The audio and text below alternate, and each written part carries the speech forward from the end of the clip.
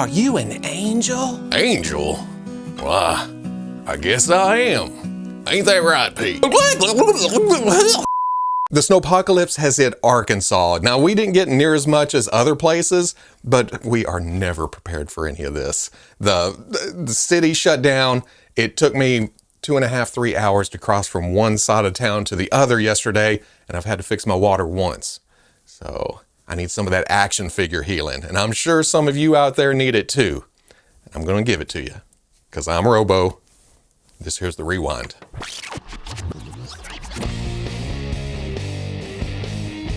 Now, we do have ourselves a little theme going on this week. All of the news items today has me going back and talking about some old stuff, maybe correcting some things from last week, but every single thing leads into something new to talk about. You know, like going back and taking another gander at the Mezco 1/12 Collective Nosferatu they teased. I went and saw the movie last weekend, and I can now confirm beyond a shadow of a vampire that this is not the Skarsgård version. It's missing some very prominent visual cues, and I'll leave it at that. But a bigger reason to rehash this picture is because last week I went and said this. Then you have some tentacles and some jagged stone blades of some kind. What in the hell was I thinking? Thanks to more than a few of you, I now realize that those are top views of the rats that came with previous versions of the Mezco Nosferatu. I don't know if it was the sculpt or the angle or the grayscale, or I'm just getting older, but as soon as somebody said something, I thought, well, oh no, look at that. That altogether leads me to believe that this will be a reissue of the existing Nosferatu figure. The only big change is the eye, the big, scary, ultra detailed eye that is different from previous versions. And that may be enough to get me to get another one, because it looks so good. Like I said, though, that leads us into something new from Mezco, who announced that their 1/12 day will be held on Sunday, January 12th. Get it? January 1/12. Do I do this gag every single year? Probably, but at least I'm consistent. It has nothing to do about being forgetful and wondering what Mezco's gonna do in January. Oh, the first month? Oh yeah. Which brings us back around. We're just doing circles, just peeling out donuts in the parking lot. Today, Mezco posted a video of another tease for Nosferatu, saying that will go up for pre-order Sunday, January 12th. You know, 1/12 day. But you know what? More than anything, that fills my heart with happiness because I know there's already something to talk about next week. Oh, it keeps going and on and on and on and on and on. Another thing I touched on last week was the McFarlane Toys DC Multiverse Justice League Task Force Platinum Editions. Same video game paint schemes as the regular releases, just pushed further into the gimmick. Two things here. I wasn't sure if these had been revealed or released yet. They were new to me. I saw the pictures earlier in the week and thought, whoa, what are those? Those are crazy looking. That's okay. I have a trusty comment section to set me straight. And I had quite a few people saying that they had already found these out in the wild. So yeah, apparently it was old news when I talked about it, but old news is still news, right? There's new news, which doesn't make sense because news is something new to report on or look at or anything. But there's also the term old news, which makes sense.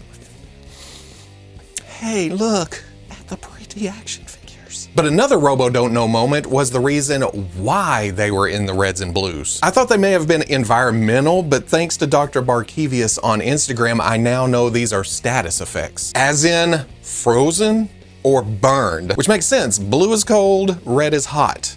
It's the McDLT of action figure assortments. So that's a neat addition if you dig the video game figures. But while I was Googling pictures, I also found out that Cheetah, Despero, Wonder Woman, and Green Arrow could also be part of this assortment. And I figure, man, that would make a cool wave too.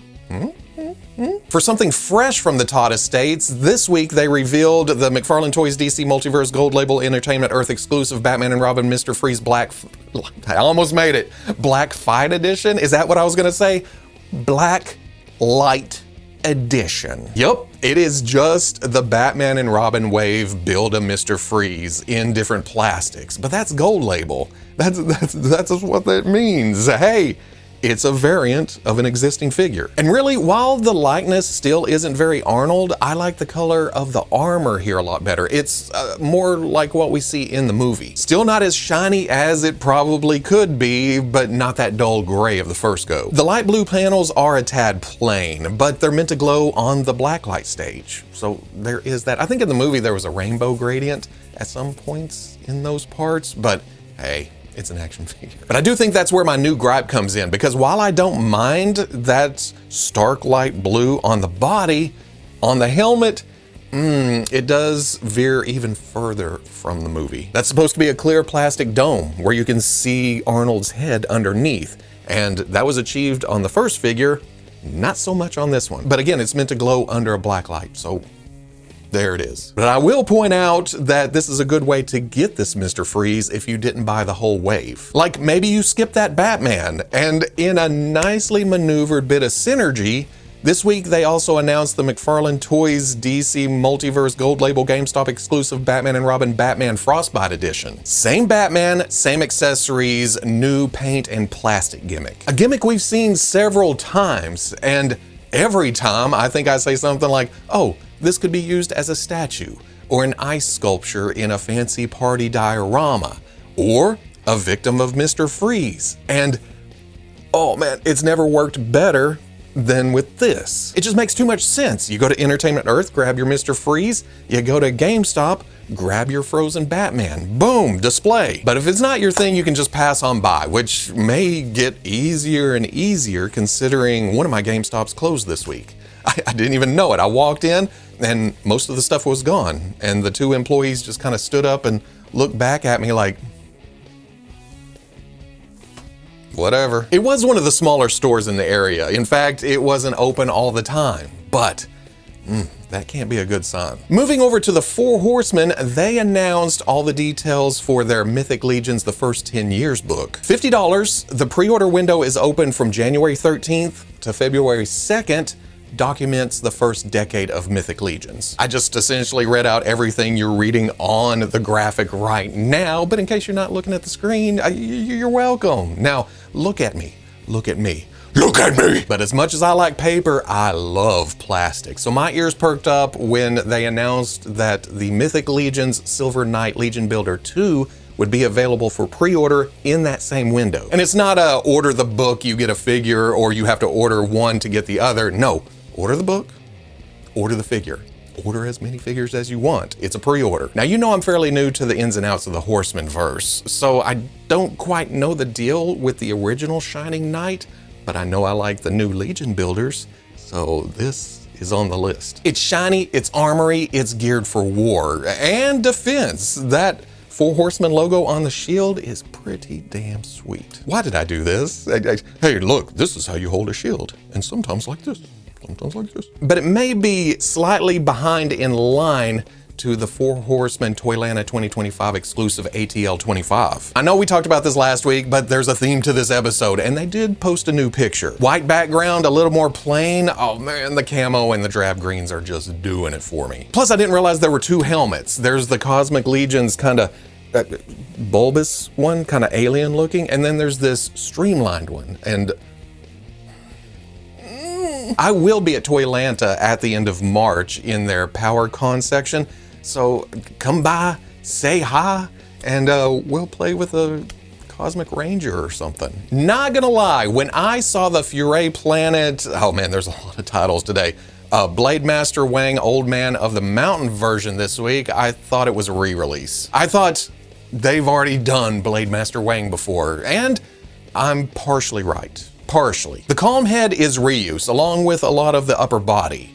The arms to a certain point, maybe the crotch and upper legs underneath that gear. Definitely all the hands though. But it doesn't really matter because there's so many new armor bits and bobs and parts and pieces that it just changes it up completely. Oh, it's still an amazing looking anthropomorphic tiger warrior, but it's a different version of it. It is spruced up to all hell. But it is the noggins that catch my attention. Like I said, they do share one head, the stoic face. Just Wang, no nonsense, down to business. The first version had an angry gritting teeth head. That doesn't seem to be included here. Instead, this one has a full-on middle of battle angry roaring head, which isn't always my thing, but it does look good. It's the other one that kind of changes the personality. Where the tight top knots on the other two keep a serious, aged, savage, but controlled vibe to it, the vicissitude's head is unkempt, raw,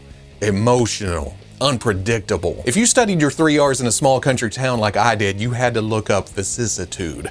And that is defined as a change of circumstances or fortune, typically one that is unwelcome or unpleasant. So it's exactly what it looks like. It's emo, and I love it. I didn't grab that first Weng, but this one is calling my name. I need to get it in my hands, see what happens, maybe. We'll see. Ooh.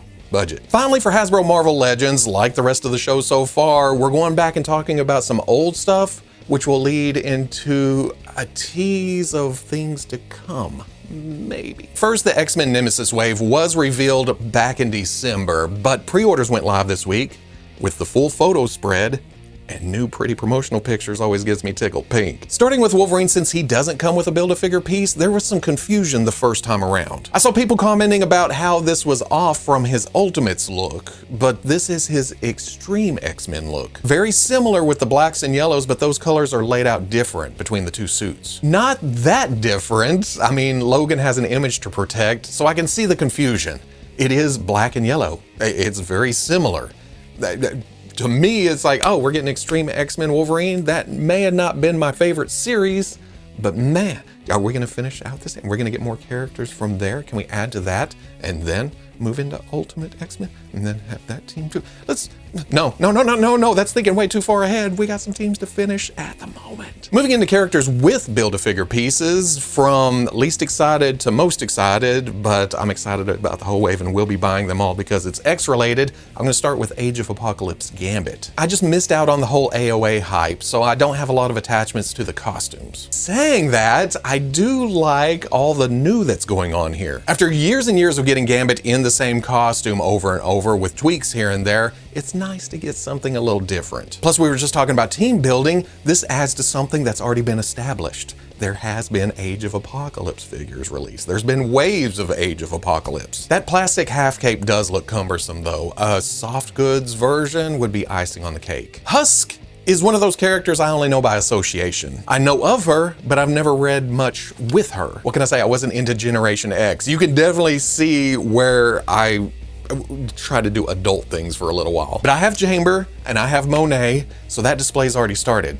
Might as well add to it. And the skin peeling gimmick is creepy cool. I do wish there was a fully transformed head and hands to have her power in full effect, but hey, that's what customizing's for. Hey, guess what? Marrow falls into that same window I was just talking about, where I wasn't into a lot of comics or games or toys or movies or much of anything. But I've really come to like her look, especially when this was revealed. The greens and the blues, the skeletal protrusions in places, the bone blades. It's one of those figures where the power set works in both neutral and action stances, and that just makes everything so much more fun. But to bring customs up again, those arms and that head could prove to be useful on the workbench.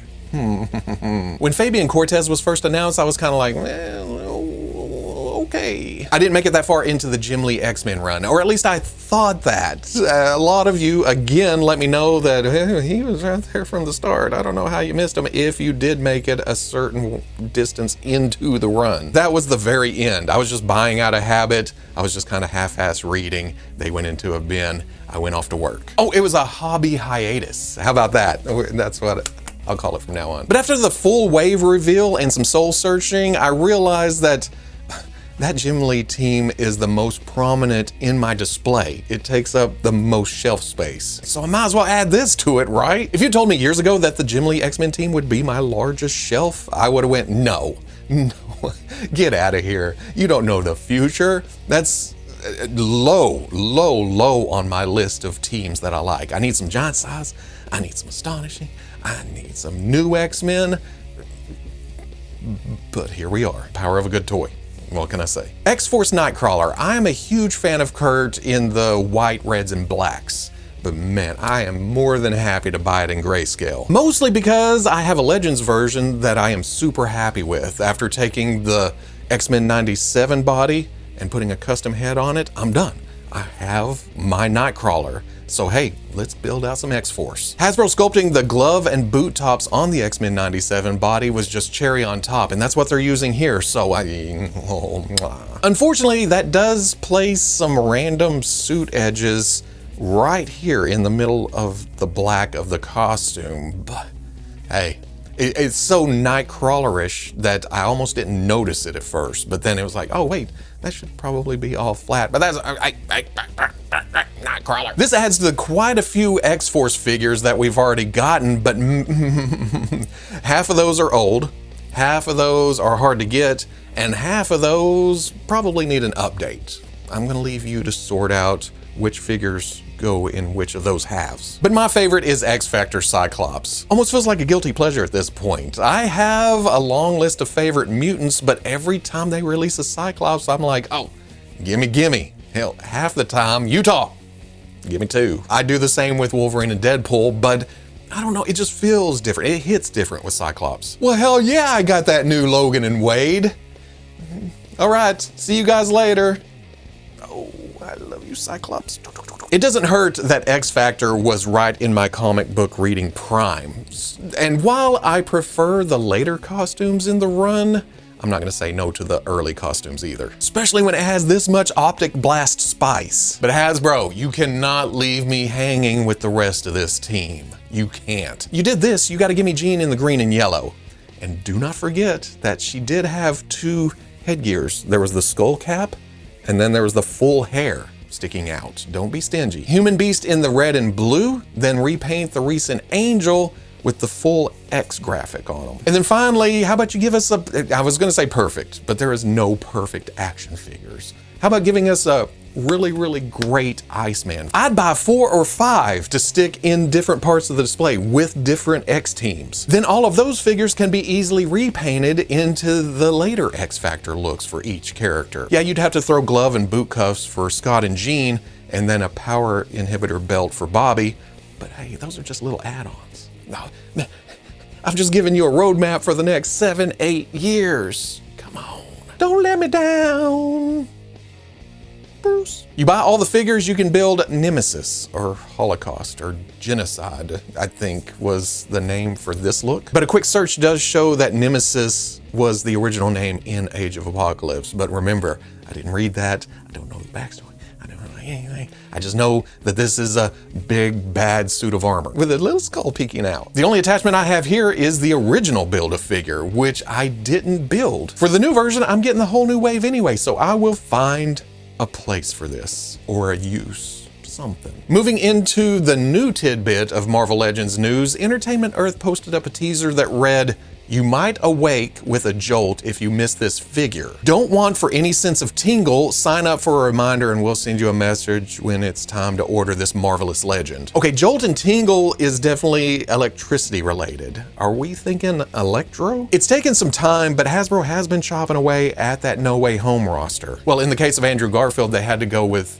Amazing Spider-Man, and then Doc Ock was under the Spider-Man 2 banner. But then they took Lizard and stuck that in No Way Home, I think. So there's a little worry here that it may be the blue version from Amazing Spider-Man, but we need the No Way Home version. If this is even electro, maybe they're talking about the actual Marvel character Jolt to add to that slow drip of thunderbolts. Hey, even the team fits the electricity theme, right? I never know. I guess we're gonna find out at the end of the month. And that's all I got for this week. Like I said, it's been a little hectic, so maybe I missed some things, but that's what next week's for. We'll talk about what I missed and new stuff from next week, along with Nosferatu again. As always, special thanks to the Patreon, the No-Bots. I need to figure out a way to do this better, to segue into this, because then it just becomes a ramble fest here at the end. I could do some Cannonball Run bloopers. They announced that they will be holding their annual 1/12 day this Sunday, January 12th. They announced they'll be holding their annual. They announced they'll be holding. What is wrong today? Do I just want to be playing in snow? They announced they'll be holding their 112. They announced oh jeez. Or I could just say, thank you for watching. Thank you for supporting. Thank you for always setting me right. I know sometimes I'm like, oh, the comments section. But you know, a lot of times we learn from each other. Now there is levels of niceness that could be learned from some of the comments, but still, it's usually like, well, shit. I guess that's not that version of that figure, or maybe it is from this source, or maybe I messed up on this or that, right? Which is okay. It's all good. We're talking about toys, having a happy, good time. But with that, I will say, everyone stay safe out there. Good grief. It's like two extremes. There's fire going on, there's snow going on. Just be safe, be careful. Just, yeah. And if you find time to play with some toys to distract yourself from all of this, then do that too. But priorities, don't forget, there are priorities. You got to keep you and yours safe. So